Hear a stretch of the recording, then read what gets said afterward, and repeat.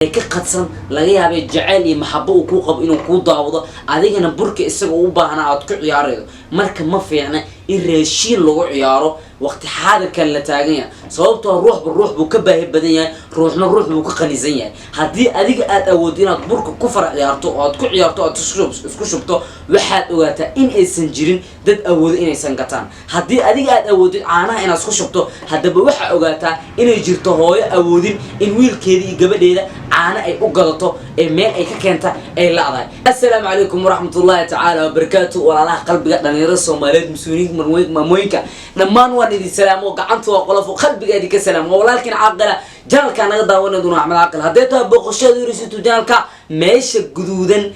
waxaad ka dhigtaa cadaan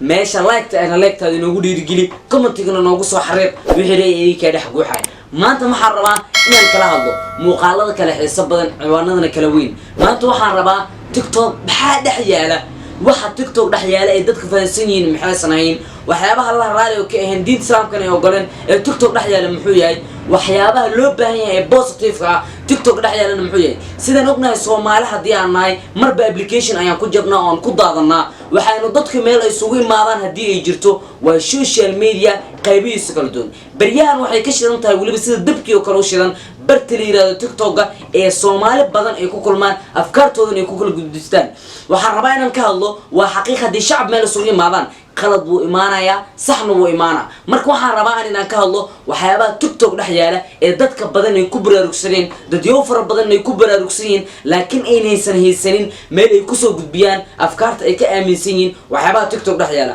ma rabo inaan qofna dhaleeceeyo mana rabo inaan muuqaal ku caajisto waxaan rabaa aniga fikraddeeda iga dhex guuxiisa iyo waxyaabaha sharciyan diinta islaamka ay ogolaan ee TikTok dhex yaala inaan walaalahan ka waanino idinkan muuqaalada u share gareysaan si dadyo fara badan ay ugu baraarugaan waxyaabaha positive waan ka hadli doonaa negative kana waan ka hadli doonaa hadaba soo dhawo dadka caanka ee Soomaalida ayaa baryahan waxay live ka soo galaan barta TikTok hadaba maxaa yaala TikTok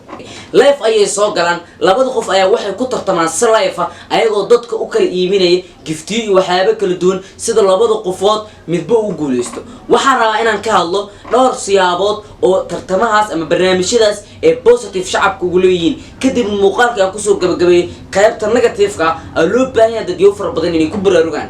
okay positive-ka ka hadlo horta waa waqti aad u qurux badan in dadka caanka ah ee Soomaali ay taqaan iyo dadka ay taageerayaashu ah inay waqti wada qaataan waa mid aad u fiican oo ayagana lagu amaani karo labada dhinacba faa'iido ay u keenayso labo in la tartamo oo laba qof oo caan ay tartanto ee marba mid guusha ay raacdo ee tartamo xiiso badan meesha oo ka dhaco qof walbana reaction-kiisa uu arko taageeraha shacabka uu leeyahay uu arko ayagana waa mid aad u qurux badan in dadka madadaaliyaasha ah ee ayagana go'aamiyeen guusha waa mid ayagana aad u qurux badan sababtoo ah guusha marka labada qof ee caanka meesha joogto ayaga shaqo kuma waxa shaqo kula dadka markaas codeynaya ayaga ay gacantooda ku jirtaa marka waa waqti kamid ah waqtiyadooda quruxda badan dadka taageerayaasha ah maxaa raba marka saddexdaas qodob waa saddexdaas leeyahay waxay tahay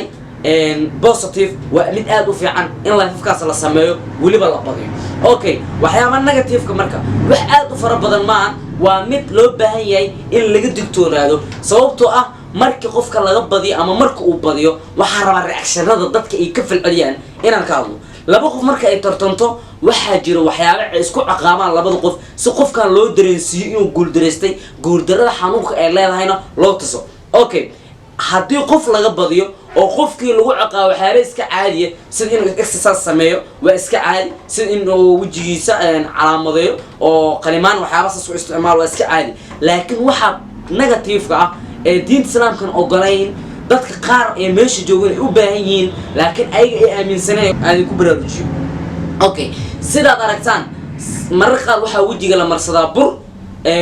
mararka qaar waxa la isku shubaa caano wax la mid mararka qaar raashin ayaa lagu dheelaa hadaba raashinkaas in lagu dheelo diinta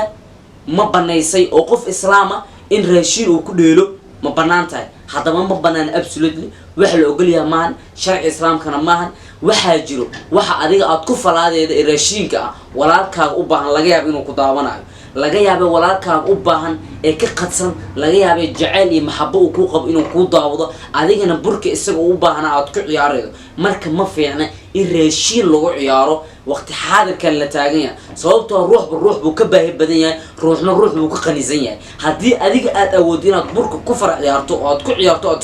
isku shubto waxaad ogaataa in aysan jirin dad awoodo inaysan gataan haddii adiga aad awoodid caanaha inaad isku shubto haddaba waxaa ogaataa inay jirto hooyo awoodin in wiilkeeda iyo gabadheeda caano ay u gadato ee meel ay ka keenta ay la'dahay walaalayaal inaad dadka shacabka waqti la qaadataan waa wax fiican inaad tartantaan waa wax fiican in qof walbaba tabartiisu ogaado wax fiican laakiin waxaan wax fiican ahayn inay raashinka ku ciyaartaan sababtoo ah sharciga islaamka ma ogolo adiga shakhsiyadaana kuma haboono dad yow fara badanna ishooda waxaa laga yaabaa inay ku gasho sababtoo ah raashinka adiga ku ciyaarayso ruuxa walaalka ma haysto sababtoo ah annaga ma nihi dad dhammaantood wada dhagsan mid wuu dhargan yahay midna wuu baahan yahay nolosha bini'aadanka sideedaba waxay ka kooban tahay saddex qayb mid kore mid dhexe iyo midka hoose haddii midka kore aad tahay maahan midka hoose inaad samayso waxyaaba asiga uusan u dulqaadi karin haddii midka dhexe aad tahayna maahan midka hoose inaad samayso waxyaaba u dulqaadi karin marka live-ka